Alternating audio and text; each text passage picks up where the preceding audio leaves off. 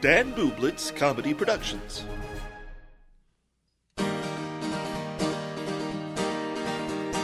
My friend Dan, he's got a podcast, 'cause all comics need a podcast, and nobody had a podcast called The Art of Bombing. So Dan went out and bought a tape deck. Who knows why he bought a tape deck? Podcasts don't get played on tape decks, but Dan is from the 80s. So hey there, all you funny jerks, come talk to Dan about your work. Tell him all about your worst times. It's The Art of Bombing.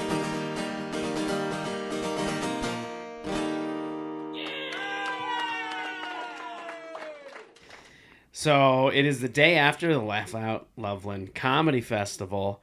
You came to film a documentary about the process of making a festival happen.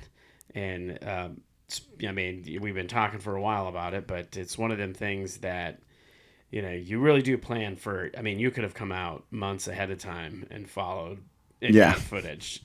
But you were here for the last week, basically following me around as I'm working on producing this festival. How'd you feel about that experience? I mean, there's just so much to say about that, because I got here a few days before the festival. Yep. Right? So then I could kind of get set up, get my thoughts together, and then also like kind of follow you guys from like setting up to happening. I don't know. I feel really good about everything that I captured. I feel really good about the process, and I'm very happy that you and Jeff and Russ were nice people, and that like it was a pleasure to like follow you guys around, and it wasn't it was a great experience. You know, it wasn't anything bad. So. Yeah, well, that's great. That's great. I'm glad to hear that it was a good experience for you. You weren't originally on the festival. No. You didn't even submit, so no. There's that. But you approached me about doing this. But you did do a spot last night, and we were talking because you went up right before me, and we both did 5 to 7 minutes, and I could tell you didn't feel good about your set. And then after I got done, I made a comment about how I felt like the crowd was a little tight for both of us. Mm-hmm. And do you feel like that's accurate? Yes, I would say the crowd was a little tight. For us. Yeah. I mean, as the show progressed, they definitely opened up. They cracked open. I think they just needed a little more time to get warmed up. And I think that's they just need a little warming up. And that's what we ended up. That was our job last night, was to warm up the crowd. Yeah, and then I watched my set back today, and I feel a lot better about it. Mm-hmm. And so I think there's also a slight, because I've never done that room, obviously. Yeah. And there's a slight thing happening with like the high ceilings and how kind of wide. When I hear the recording, I'm like, that's not what I hear on stage. Like, it was a lot more laughter on the recording. Oh yeah, for sure. So yeah, because and I think it, you know, when you have like a setup like that. So for those listening, we were at what is basically a honky tonk bar, and I mean, not that they do honky tonk stuff all the time. It's just it's a live music venue. Yeah, essentially. Yeah, very like Western. Yeah, themed. Western themed music venue. And so they have bands all the time. And so it's a big stage, and they have a lot of the monitors on the ground too. So like you're not, they don't have the crowd mic'd, I don't think. Right. And so in a situation like that, all you hear is you. Yeah. You know, yep. Like you're hearing you, and that's it. And you can't, because of that, it kind of sometimes having those speakers, the monitors there, blocks out what you're hearing from the crowd. And like you said, it's a little bit of a bigger room, higher ceilings, wider, easier for that to get lost and not make its way back up to stage. Yeah. There's like because like in Phoenix, there's like Stand Up Live that's like massive, high stage, high ceilings. And anytime I perform there, I always feel weird about my set because it's too tall and stuff. And so I was like kind of in my mind thinking of that. I'm like, oh yeah, that's like how I feel when I do those type of rooms, you know, where it's like a lot of space like that. So yeah. The big rooms are tough, and you got to remember that, like when you're, because I feel like, and I'm sure you just touched on it, talking about how when you went back and watched the video, it wasn't as bad as you thought. Yeah. You have to do that in those rooms because it's easy. Like I said, it's easy for those laughs to get lost. And I've found a lot of times when I think I'm doing poorly in a room like that, after I go back to the video, I'm like, oh, I was actually doing fine. Yep. But because I got in my head and thought I was doing bad, I did worse. Yeah. Yeah. Yeah. And also, because I was trying to, I'm like, oh, I'm losing them. I got to try something else. And then you get in panic mode and you start trying different things. Yeah. Kind of derail yourself. Yeah, you can. And also, like, one of the reasons I didn't submit or, like, even ask for, like, to really, like, do anything is because I really wanted to focus on, like, the documentary side and make sure that my brain wasn't all over the place. Mm-hmm. So there was part of that of, like, I was filming and then all of a sudden I was, like, on stage. And I've had that a few times recently where I've been, like, filming projects and then I'm on stage. And I feel like sometimes it takes me a minute to get into comedian mode versus videographer mode. But, like, yesterday I felt like I did that fine. But, like, after reviewing the set, I'm like, oh, I would have been a little more playful if I was, like, in full comedy mode. I totally know what you're talking about. I mean, that's the same for me going from producer mode to doing a spot. Like, I didn't even have time. I didn't write a set list out. Usually I try to write a set list out before my sets, but because I was busy, trying to get everything ready for the show, and we had some limited time. We had a small hiccup. They had a band playing right before we were supposed to go on. Yeah. But there was no, like, break between. Mm-hmm. And so we really, we basically had 15 minutes to flip the room and try to get people sat. It was and crazy. Get the show going. So it was pretty hectic. But because of that, I wasn't in comedy mode. I was in producer mode, and then I was like, oh, what am I gonna do? Yeah, no, literally, it was like band is like packing up. I even have footage of it. The band packing up. You guys are like immediately throwing down chairs, trying to get them out, and then it's like showtime. It's like, and you guys, like, you sold a bunch of tickets. Like, the whole weekend was great, and so you had audience members waiting to take those seats. Yeah, we did. Yeah. So, like, and at least that was one thing that was fortunate about that venue, is that it is a lot bigger and it has a bigger capacity, that there was room for people to hang out and still get a drink while they were playing and not be, oh, where am I going to sit? I don't get a seat, and get all angry. Because they didn't need to. They could just hang out. And that's what happened. And then as soon as we were ready to let people sit, I was just glad they moved, because I was afraid what was going to happen. Yeah. We'll set them all up and then they'd all be empty because nobody would want to sit out there.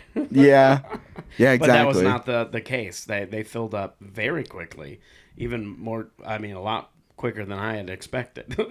Yeah, no, the audience was like really kind about it, of like, oh, like when they came in, the band like was playing or ending, and I watched them get drinks and then find a seat when the seats were available. So, like, no one was like, upset or waiting long or anything like that. Not like the chaos that we kind of ran into Saturday night. That was, I think people once the show started were into the show, and it was fine. But that particular moment, trying to do the changeover of that room was a little more difficult, and I think people were getting a little more irritated. And that one was like rightfully so. I mean, it wasn't an ideal situation, because we had some we had tables and chairs like in the back of the room, but they were short, and they had tall tables and chairs towards the front, so it makes it hard to see. I mean, you can hear, but it's still nice to be able to see the show and whatnot. But you're gonna run into those things when you're producing. You just never know what's gonna happen. Yeah. But all in all, it ended up being a good show. So, which because I when I went into that chaos, I was like, oh no. Yeah, it's funny because since like all the shows were like sold out, like I was like able to like sneak video in a lot of shows, but there was a lot of shows that I didn't really get to watch the whole thing because there's not anywhere to sit. Or stand. I know. Yeah. I've joked about it. One of our shows, well, most of our shows really, I didn't get a watch either because there wasn't room. I'm the festival producer, and I'm not. There's not even room for me to watch my show. Yeah, I'm yeah. outside watching from a window. Yeah, I was like, anytime I was like filming something, I was like definitely in someone's way. Oh yeah, and that's one thing I wanted to set up some cameras and try to record all the sets this weekend, just for another thing that we could do for comedians. But there was like, in our venues, because they're non-traditional venues, there was no real spot, and because we were at capacity, Yeah.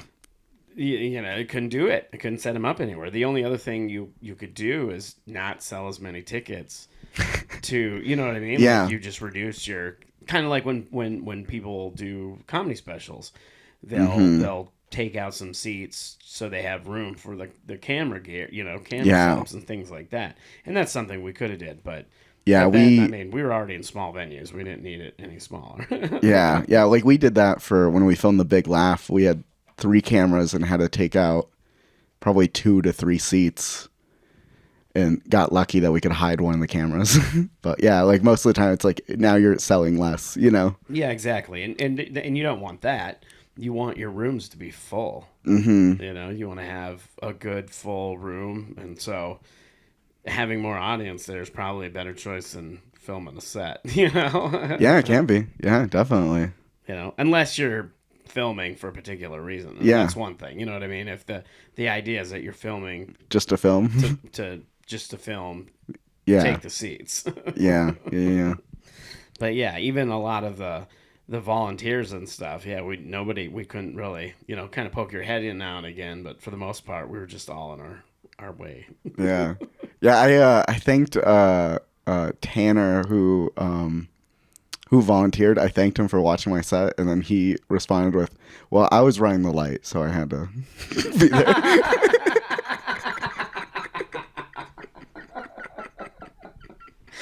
Oh, that's amazing. That's like the perfect answer. That is the perfect answer. He's like, I only watched it because I had to.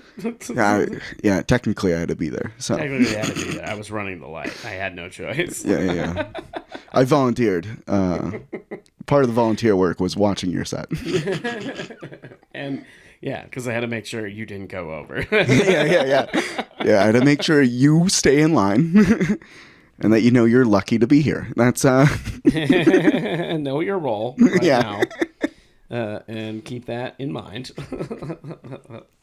Yeah, no, overall I thought it was a great weekend. And it was. Yeah, it was, and this is it. It's wild because with comedy, especially now with the modern age and social media, you make these connections online and you become friends with people, but you don't ever actually meet them in person. Yeah. And that was what happened with us.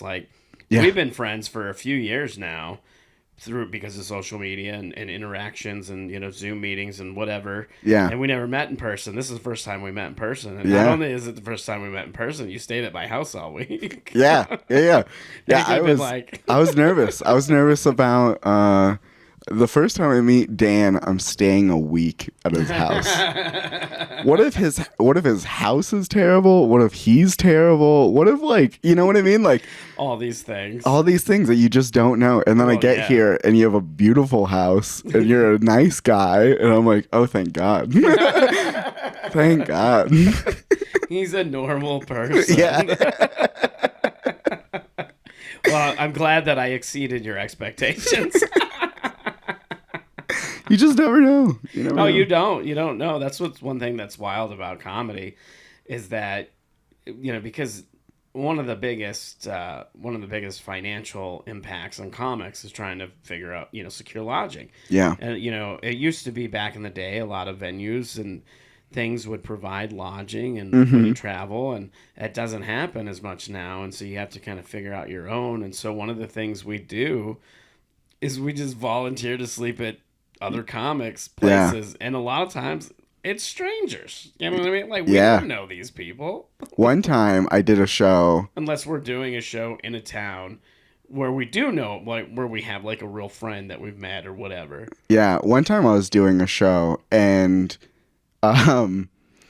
this guy that came to the show said I could stay at his place, and I did, and he said he's like, I have an extra room. And I got there, and he opened the door to the room, and it was literally just an empty room. And I was like, he was right. He did have a room. And then like he got me like a blanket. That's funny. That happened to me too, but they gave me a warning. It was because they just moved into this place and hadn't really had any furniture outside of their own bed. I mean, they didn't even have really furniture in their like house. Oh, because they just kind of moved into this place. But they gave me a warning, so I had my own air mattress and stuff with me. So that's nice. Yeah, I didn't have a warning. I had like my own stuff with me and a lot of times when I travel, when I go on tours, if you know, I don't know. Even if I'm staying with people, I was usually pack a tent, my air mattress, my sleeping bag, all the things I need in case I have to camp. Yeah. Essentially. Yeah. That's now that you say that, maybe I'll add that to the list is a blow-up mattress. Yeah. I mean, because you can get some decent ones, but like, you know, they come in all sizes. I think I have we had like a full for our tent. Okay. And then we have a queen, but that's like a big one that, you know, when we have guests or whatever, we'll let them stay in it. And I think I might have bought a twin too, just because it was a little easier. I don't remember if I have the twin or not. I think I looked at it. I can't remember if I bought one, but either way, yeah. So I just travel with when I go on long road trips. I make sure I have all that stuff with me, just smart, because you never know. You never know. You know, and it's good to advocate. You said you might add that to your travel kit. What else? Let's talk about that a little bit. When you go on tour, because that's something you've been doing more of now, putting together your own tours. You just got done with one a few weeks ago. You're getting ready. You're working on getting the bookings and marketing done for a West Coast tour. What are things when you go on tour that are in your travel kit? Oh, man.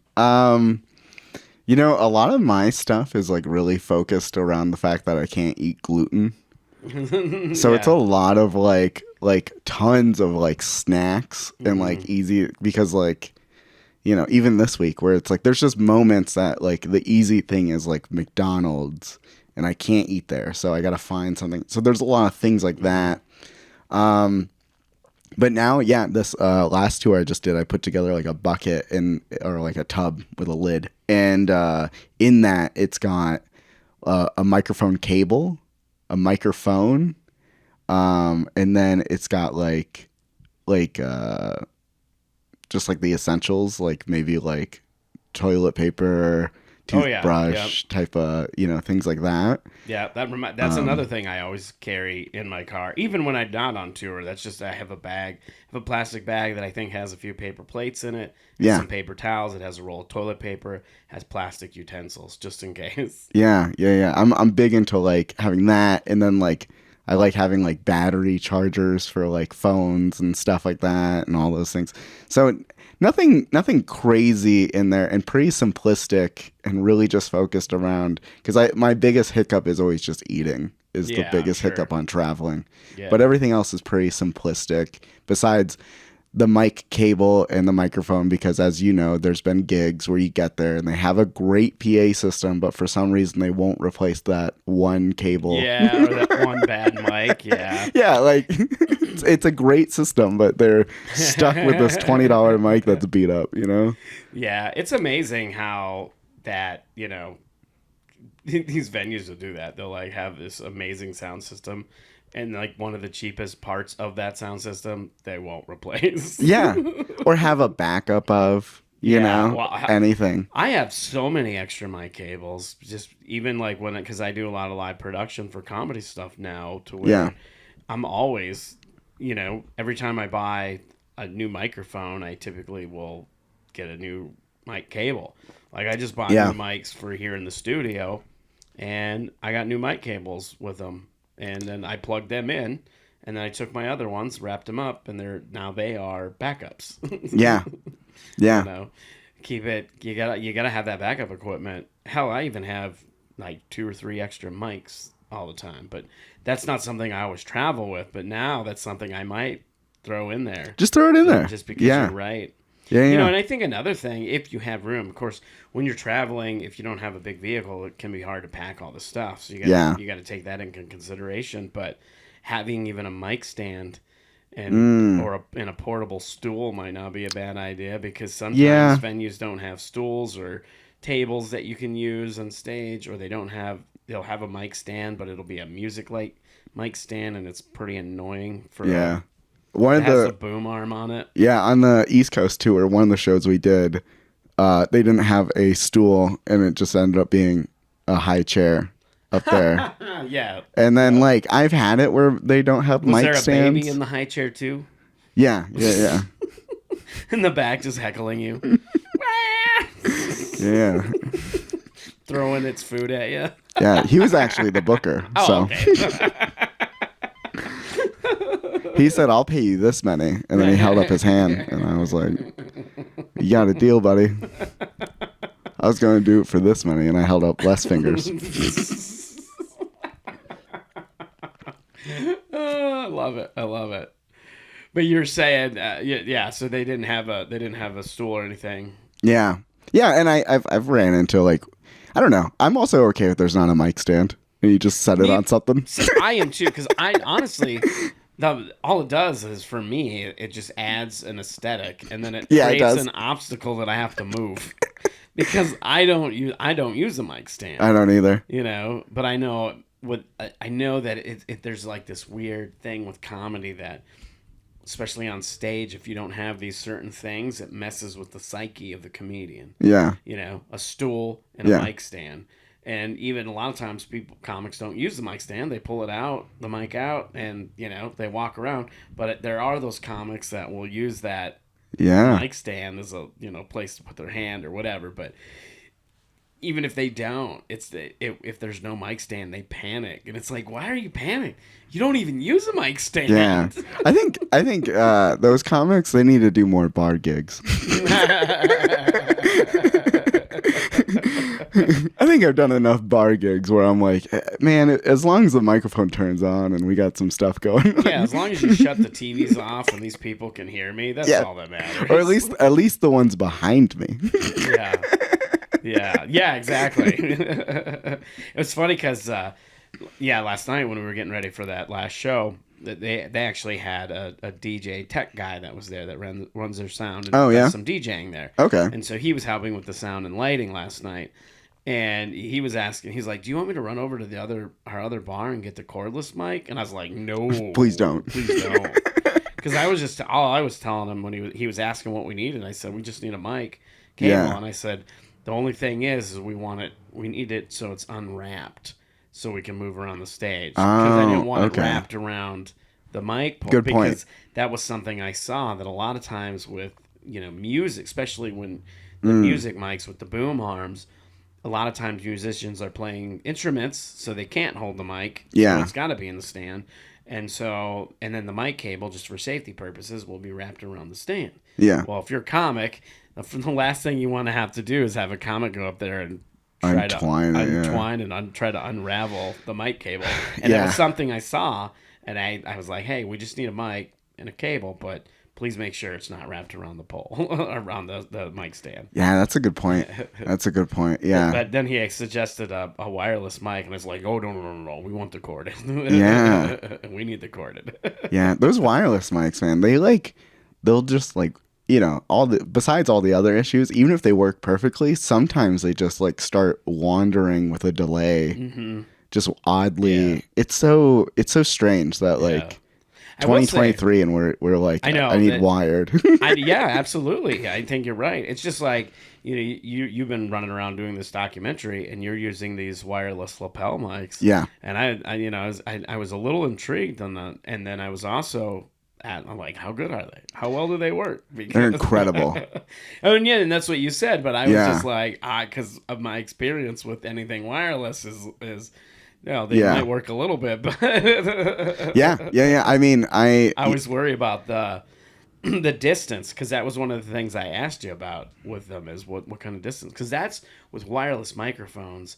That's usually what ends up causing the problem is the distance from the microphone to the receiver. Yeah. And sometimes they don't have good distances. Yeah. You have to be somewhat close to those receivers, and that's where it'll start cutting out. Or the other thing I learned is a lot of people like to hold the bottom of the mic. Well, on a cordless mic, that's where the sending unit usually is. And if you hold that, you can block the signal from the receiver, and it'll cut in and out as well. Yeah. Or like a lot of things, it's another thing that needs to be charged, and venues may not remember to charge it. Or just put fresh batteries in it. Yeah. Because a lot of them, just use AA batteries or whatever. But you're right, either don't charge them or don't put fresh batteries in. But yeah, lots of weird ways that a cordless mic can interfere with the show. So like, it's so weird. Comedy is like literally nothing. It's like just me talking, but then we had to have conversations about cables and lights, and like we had the conversation with the lights, and I pointed out about like the lights were changing, and I was like, can that not happen? Yep. You know? and then somebody else noticed, I think it was Tanner actually. He was like, do you think they can do something about these lights on this backside? Because those lights are really bright. Yeah. Because essentially where the chairs were set up is in their dance. It was where dance floor, dance floor. So it makes sense that they had lights on going all the way around that light bank. Yeah. Because they're trying to light the dance floor. But that was a good observation that, we definitely want those turned off. Yeah. That's really bright on the audience. Dude, yeah, that's a good call. Yeah, and that's just something I just totally, even with changing the colored lights, I didn't even think anything about it. Yeah. Because busy in producer mode. So I got, a couple people made some observations that definitely were huge. Yeah. Just other comics being like, hey, I learned from my years doing bad shows. Doing bad shows. You might want to see if they can fix this. Yeah. And I will say this about, I think his name was Drew, the tech and their guy, was very helpful. Yeah, he was. He was super nice. Very open to helping and getting whatever we needed, and did a great job. And it was funny too, because he was like, asking what all kind of tech things we're gonna need, or if we're gonna need anything. I was like, yep, just a mic and a cable. Yep. And good lights. And I was like, this is gonna be the easiest tech thing you have to do, because you don't have to adjust the sound like throughout the show and things like that. Yeah like this week we were talking about, like, I love like renting out or performing at music venues. I love doing it, and it's so funny because when I do music venues that don't normally have comedy, they get like I don't know, maybe is like the vibe you get sometimes. They're like, I don't know if I want comedy here. And then after the show, they're like, this is the greatest. Like we just had to put out chairs, and they bought lots of drinks, and everyone was kind, and like, you know what I mean? I didn't have to break up any fights, like all the, like there's no mosh pit down in front of the stage. Yeah. They're like, and they still made good money in a short amount of time, so yeah.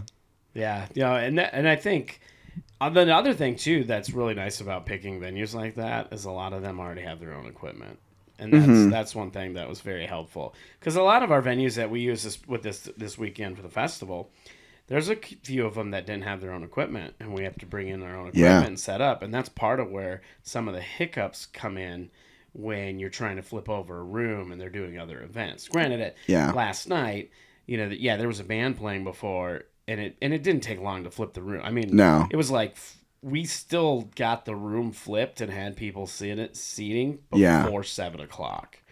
Granted, the band did end like 15 minutes early, but everybody went quick, and we were able to flip that. But with music venues, they usually have all the equipment you need.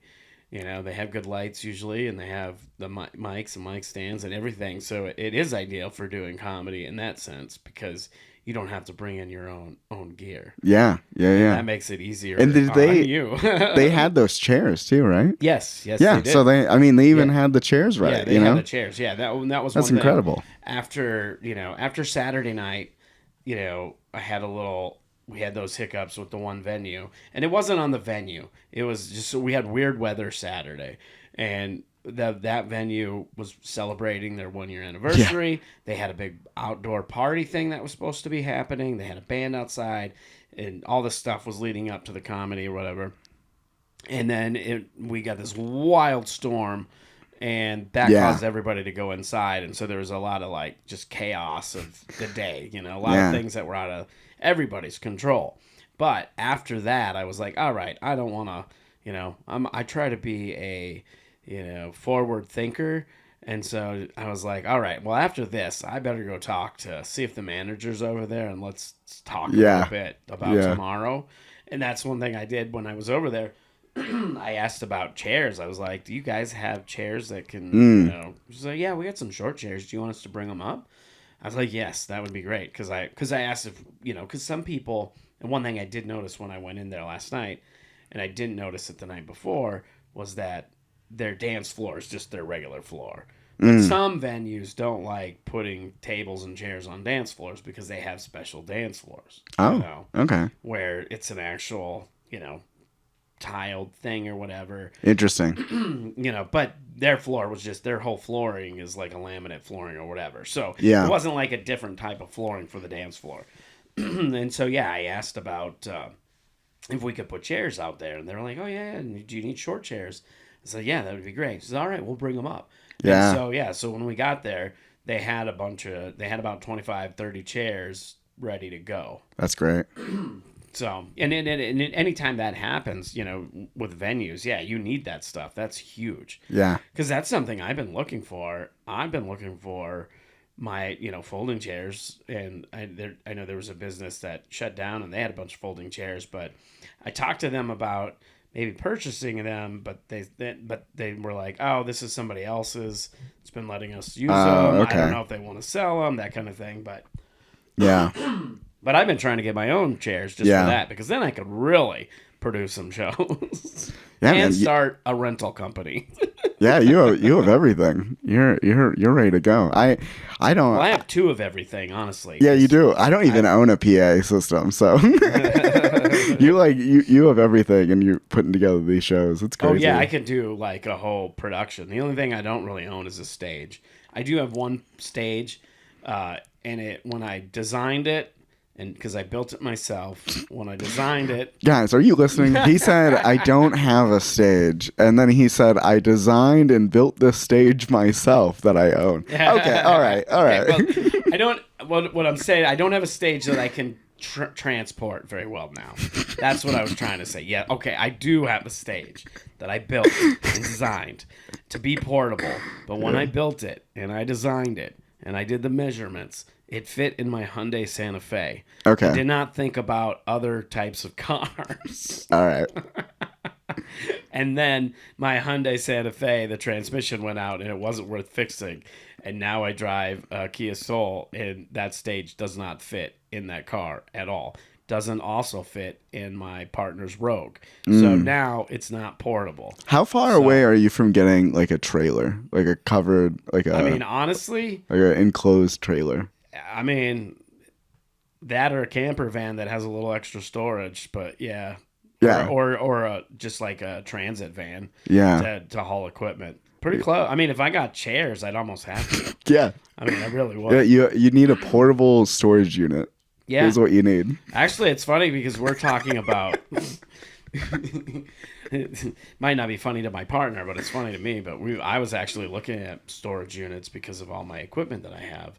And we're looking at just buying a shed. We've wanted to get a shed anyway. Oh, okay. To get some of our lawn equipment out of the garage and put that in there. Yeah. And that way we can, we have our yard furniture and stuff. Yeah. And then you'll make room for stages. And I was like, then I'll have more room in the garage for my sound equipment. Okay, I won't need to put it in. I won't need to put it in storage. Yep. Yeah, I saw it. Yep, there it is. Yep, that's exactly where we were going with that. It's like, oh yeah, now I'll have more room for more equipment. Yeah. Perfect. I'm sure your partner loves that. Oh, I'm sure she does too.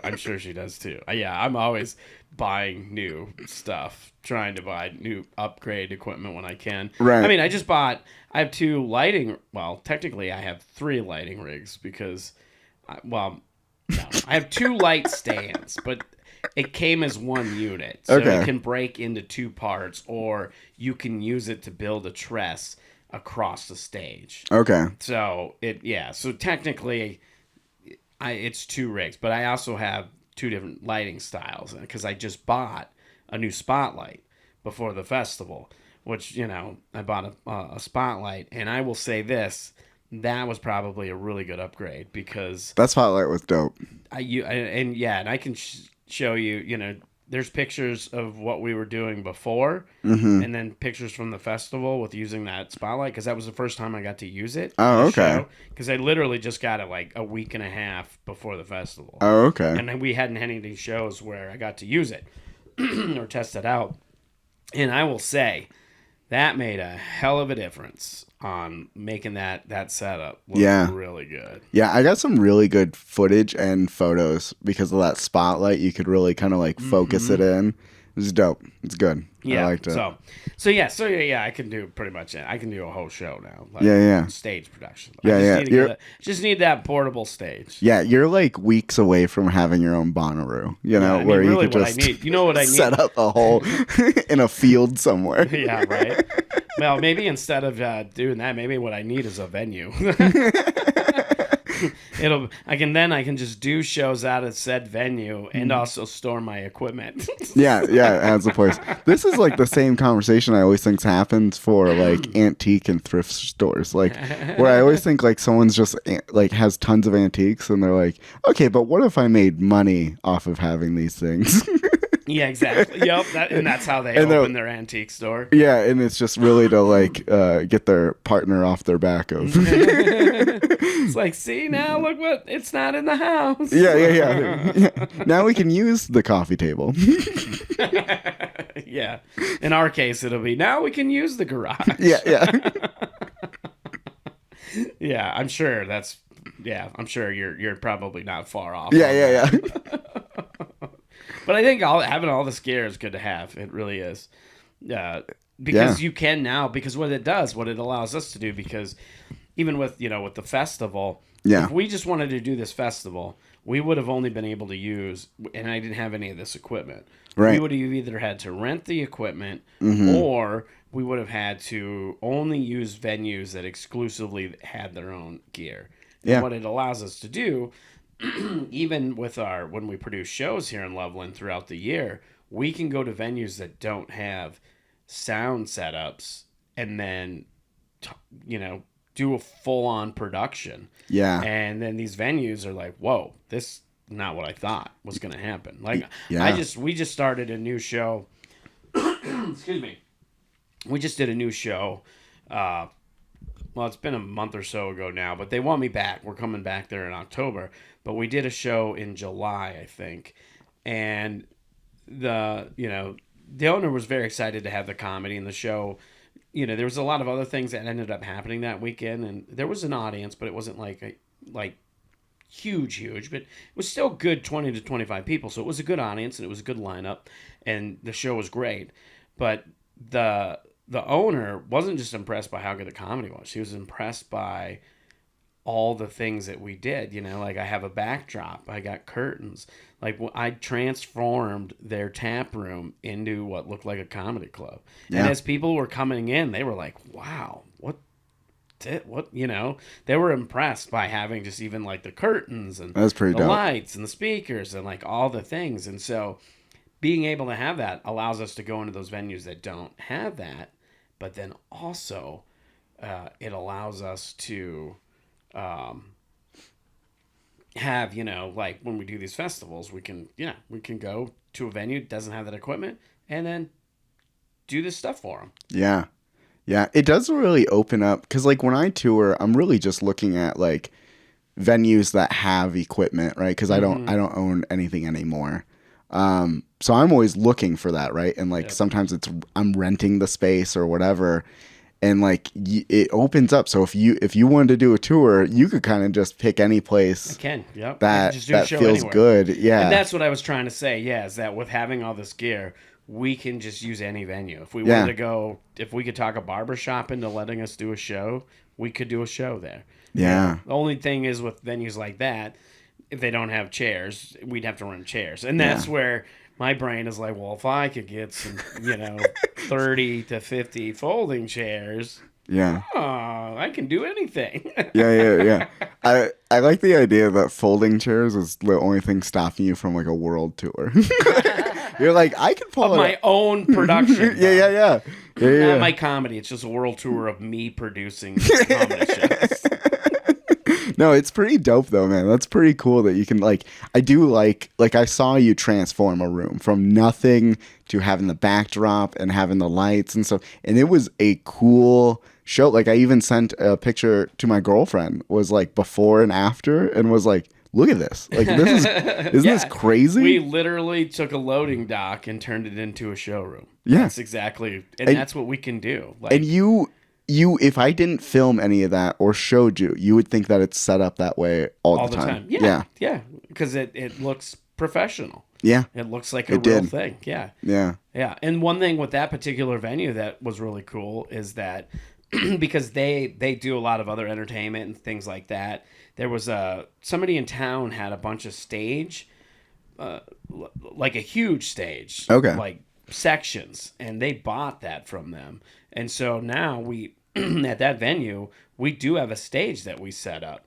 And that's only part of what they have. I mean, they have enough for a full-on band or whatever, but we just take one section of that. I think it's like a 4x8 section. Yeah, it's a good stage size. Yeah, and it's perfect for that room. So it really does look like a showroom. Yeah, it did. It was great. And it was really cool. It also had that like speakeasy vibe because you come in and there's like the area and it's like, like just like a normal tap room.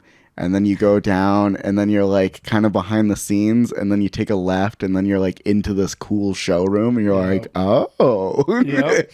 And it's funny that you mentioned that because one thing we should have probably did is put a sign that the comedy was back there. There were people, when we were getting ready to start the show, we were like, well, there's some people that haven't checked in.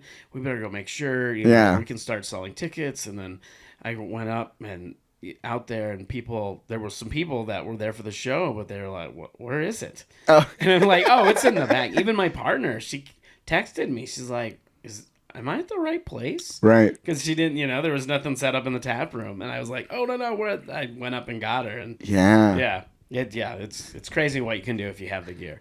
Well, we've been talking for a long time, and we do have to get wrapped up. But before you got to tell. You can't come back on the Art of Bombing podcast and not tell another bombing story. Yeah. So let's do that quick. Okay. I also think that's the first time you mentioned that this is my second time. It is the first time because we just went right into talking. Yeah.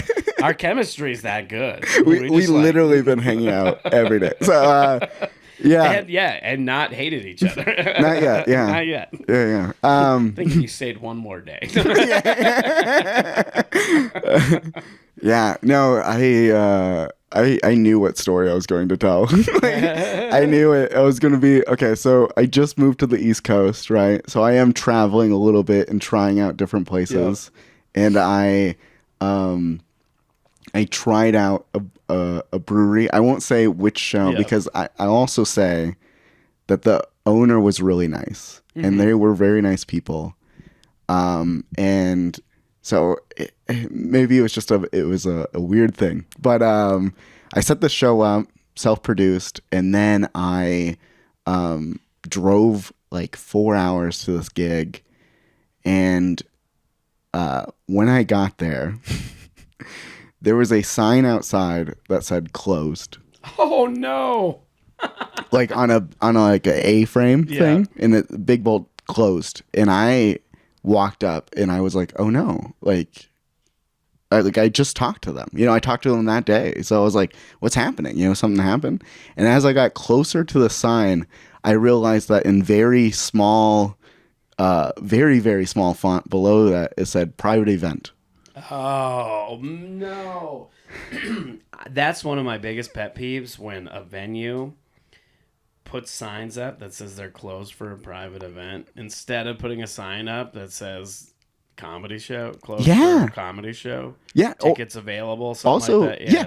Also, anyone can come to this comedy show. That's what I mean. That's what I'm saying. Yeah. That it's not like a private event. It's a public event. So then I go in and I immediately ask the the manager. I go, hey, what's up with that sign?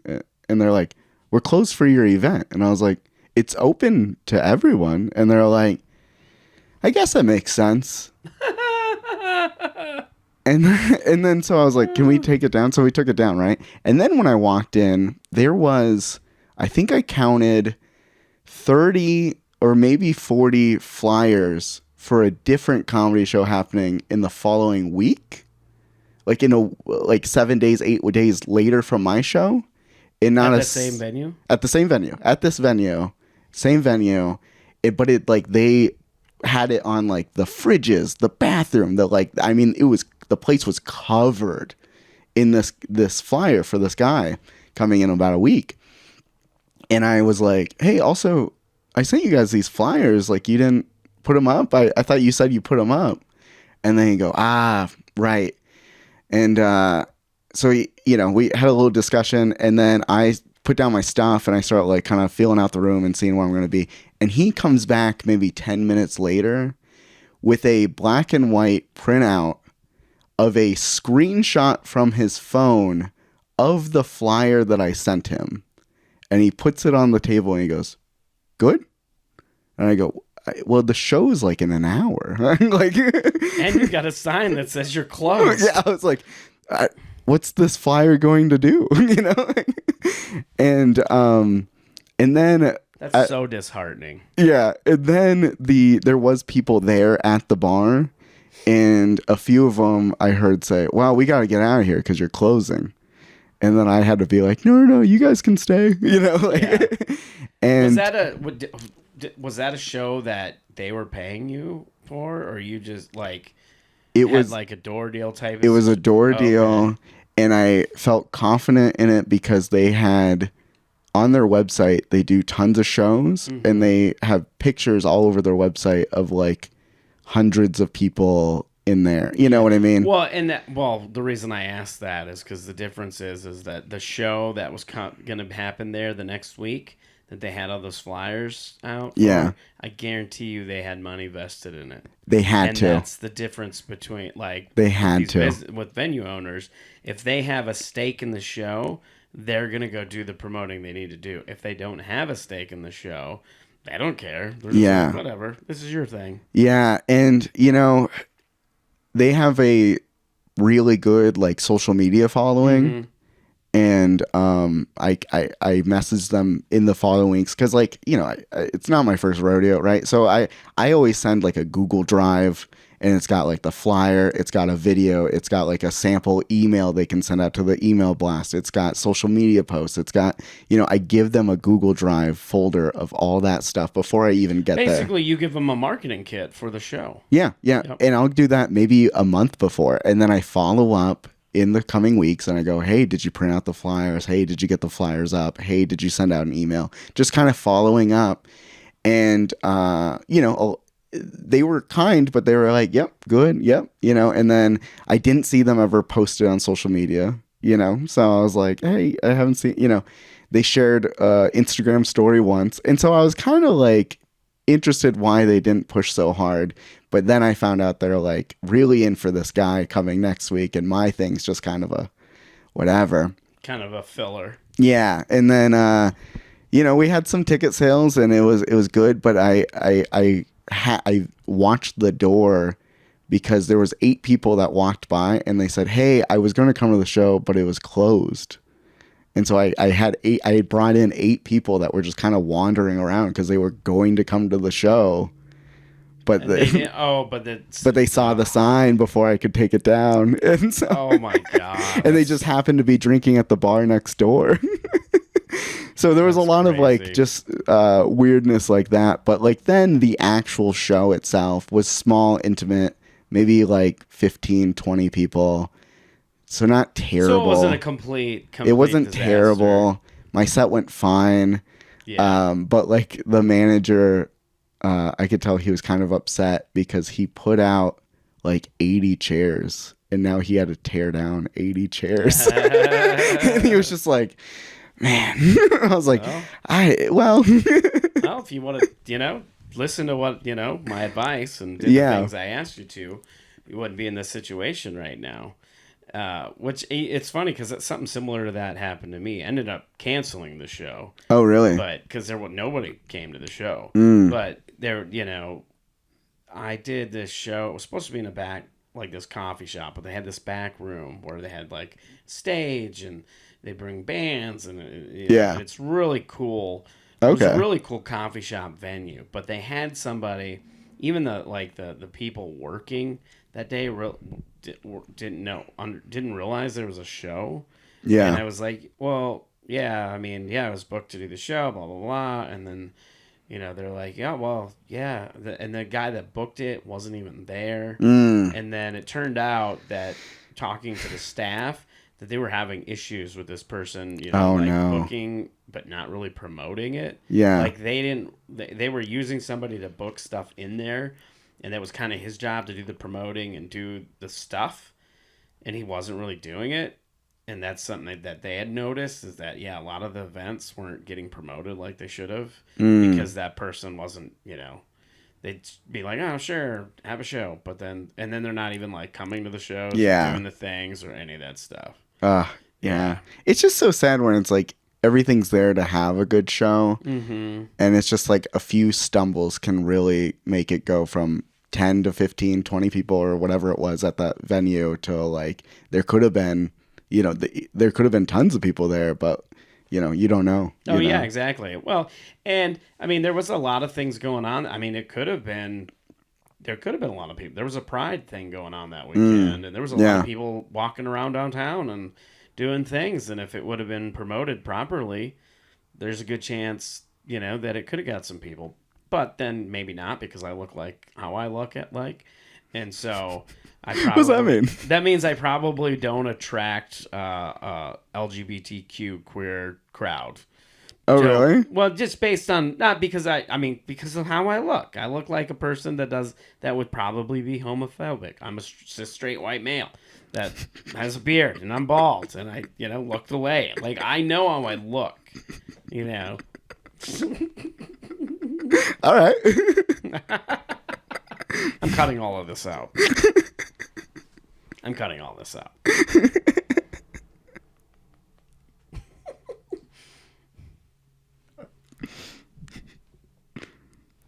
glad you got a good laugh, but that is getting cut out now that I think about it. Now I'm like, the way you laughed, I'm like, oh, man. Maybe I came off now more.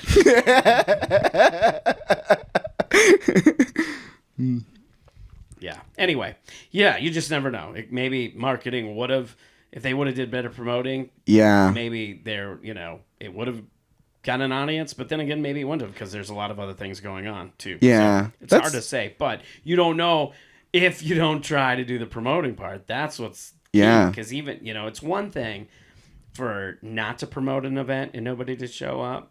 And another, you're like, if you actually try to do the work and nobody shows up. Yeah. But at least you put that effort into it. You're trying. If you would have showed up to that show and it was your flyers everywhere. Yeah. And only 15 people came. Okay, that's a different story. Yeah, it is. I should definitely be mad. Nobody's there. And, and has the right to kind of be a little upset or whatever, Yeah. But if you don't do any of it, what do you expect? Yeah, it's definitely like you need both parties invested.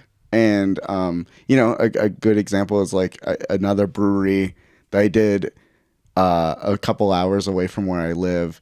And they put up flyers and stuff like that. But I didn't sell a lot of tickets online beforehand, and I got nervous about it. And then I got there, and everyone buys tickets in person because it's like an older generation, and they didn't like Eventbrite, and they were like... So it ended up being... A lot of people wait till the last minute anyway to buy tickets for things they don't want to commit.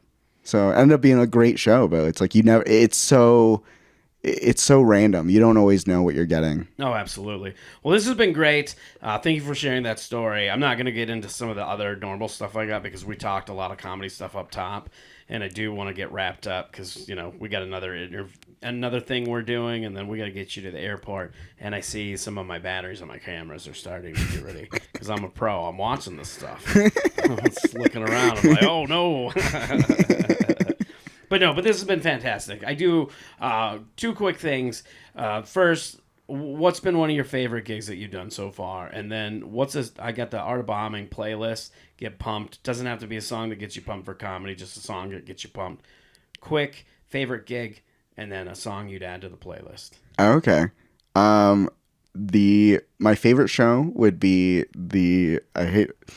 it's true. The Big Laugh. No, that's good. Why don't you take a quick second and plug that real quick? Yeah.